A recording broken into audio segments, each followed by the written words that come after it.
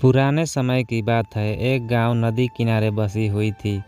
वहां का राजा बहुत ही मूर्ख था। एक दिन राजा अपने मंत्री के साथ रात के समय नदी किनारे टहल रहा था। तभी उसके मंत्री से पूछा, मंत्री बताओ, यह नदी किस दिशा की ओर बहकर जाती है।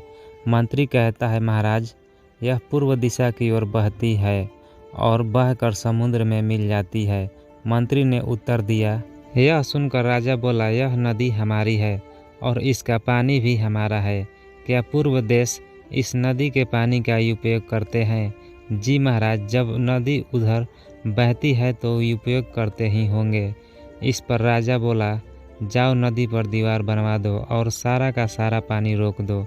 हम नहीं चाहते हैं कि पूर्व दिशा के स्थित देशों में पानी दिया जाए, लेकिन महाराज इससे हमारा ही नुकसान होगा। राजा बोला, नुकसान? कैसा नुकसान? नुकसान तो हमारा हो रहा है।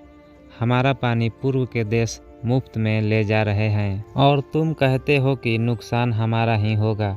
मेरी आज्ञा का शीघ्र ही पालन करो। राजा गुस्से में बोला। मंत्री तुरंत कारीगरों को बुलाया और नदी पर दीवार बनवाने का काम शुरू करवा दिया। कुछ ही दिनों में दीवार बनकर तैयार हो गया। राजा बहुत खुश हुआ। उसकी मूर्खता की वजह से कुछ समय बाद नदी का पानी शहर के घरों में घुसने लगा। लोग अपनी परेशानी लेकर मंत्री के पास आए। मंत्री ने उन्हें आश्वासन दिया कि वह सब कुछ ठीक कर देगा। मंत्री ने एक योजना बनाई। महल में एक घंटा बजाने वाला आदमी रहता था। वह हर घंटे समय के अनुसार घंटा बजा देता था, जिससे सभी को समय का पता चल जाता था।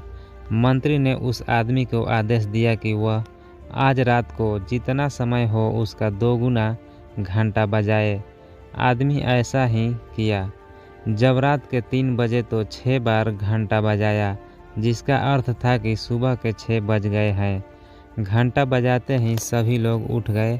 राजा भी उठ गया और बाहर आया। वहाँ पर मंत्री मौजूद था। राजा ने मंत्री से पूछा, मंत्री, अभी तक सुबह नहीं हुआ क्या और सूरज अभी तक निकला क्यों नहीं? मंत्री ने उत्तर दिया, महाराज, सुबह तो हो चुकी है परंतु सूरज नहीं निकला है, क्योंकि सूरज पूरब की ओर से निकलता है। शायद पूरब के देशों ने सूरज को रोक दिया है, क्योंकि हमने उसका पानी रोक दिया था। इसलिए अब हमारे राज्य में कभी सूरज नहीं निकलेगा। राजा बहुत दुखी हुआ और बोला, क्या अब कभी भी हमारे देश में सूरज नहीं निकलेगा? हम सब अंधकार में कैसे रहेंगे? इसका उपाय बताओ मंत्री। महाराज, यदि आप नदी का पानी छोड़ दें तो शायद वे भी सूरज छोड़ देंगे। मंत्री ने जवाब दिया।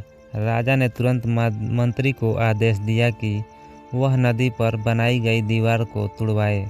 मंत्री ने राजा की आज्ञा का पालन किया और कारीगरों को आदेश दिया कि दीवार को तोड़ दिया जाए।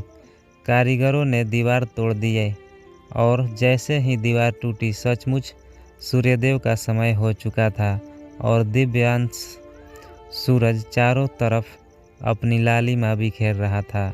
सूरज को उगता देख राजा बहुत खुश हुआ और मंत्री को इनाम दिया और कहा, तुम्हारी वजह से आज हम फिर सूरज देख रहे हैं। अब हमारे राज्य में कभी अंधेरा नहीं रहेगा।